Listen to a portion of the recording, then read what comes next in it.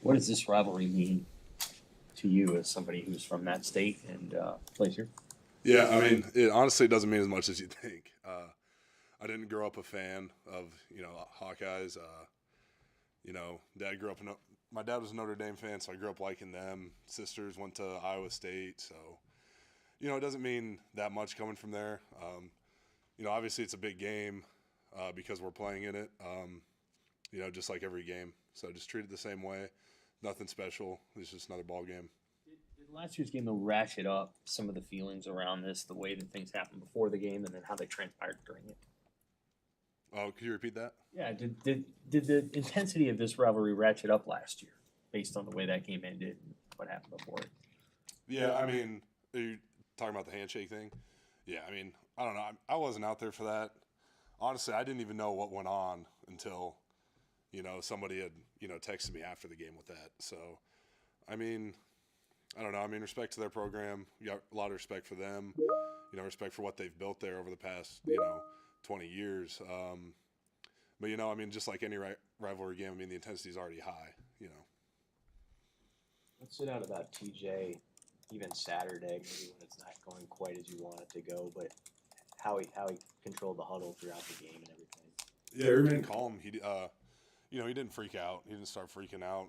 That was really the first time he had been put into a situation like that. Because he came in during the USC game, but it was a little bit later in the game. And during UCLA, we had the lead the whole time. So I mean, that was the first time he'd been put in that situation. At least here, I don't know what happened in high school with him, how his games went, but it was great to see him just stay calm, stay cool. That's probably one of the biggest things I've seen from him is just how relaxed he is. What do you think it is about this rivalry that always makes it come down to the wire? Yeah, I think it's just the way that our team and their team play football. They're both of us are pretty comfortable in those close games now, and you want it to be close almost in a rivalry game. You don't want it to be a blowout by any means, and so I don't know. It's been one score since I've been here, and I mean I'm sure years before that it was too, but it just comes down to the way that both teams play football. Running the ball, physical. I mean, games are going to be tight. That's just how it is. Heinrich Harburg said that he's looking forward to bowl practices, maybe more than you'd think that a senior who's on his way out of the program is. What's your it was kind of a novelty last year. You hadn't been through it in your career. So I know you're thinking about Friday, but like if you peer ahead, what are your feelings about next month and what that can mean for you? Yeah, I mean, it's honestly, just a testament to not only Heinrich, but to, our whole senior class. And, credit to those guys. It's just a group of people who really just want to get better every day. They're not looking forward to saying, oh, we got this many days left. It's, all right, what can I do today to get better? What can I do tomorrow to get better? What can I do the next day? And, it's kind of been our mindset, our approach the whole season. And I believe that, as the year's gone on, we have gotten better in a lot of areas.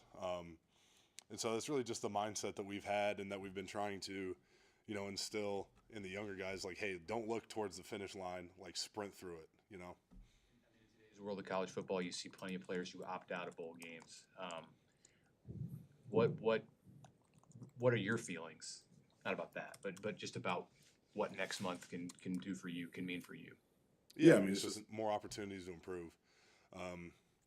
Whether a guy stays here or goes to train somewhere, I believe that the most valuable reps are taken with the shoulder pads and helmet on, out there on the practice field.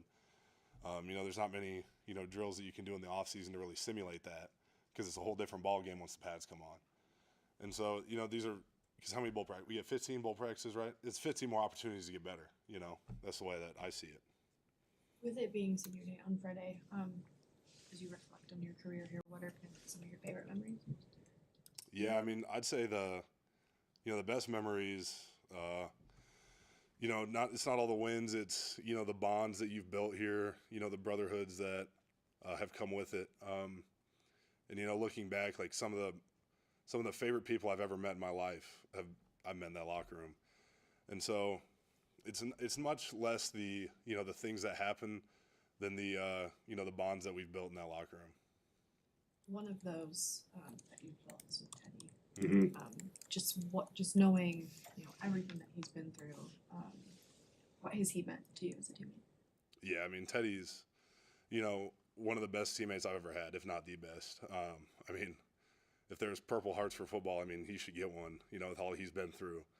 And, just having a guy like that where so much is going wrong in his life, but his main focus is how can I add value to the team? How can I get better? How can I make the other guys around me better? How can I bring them up? And really putting other people before himself. Because he went through some really, really dark days. And I know that through all that, the thing on the front of his mind was, all right, like, how can I coach up, the younger guys? I mean, he's still out there at practice now, just coaching us up, trying to make us better, because that's his main focus. Anything else for Andrew? Anything? Great. Thanks. Thanks, guys.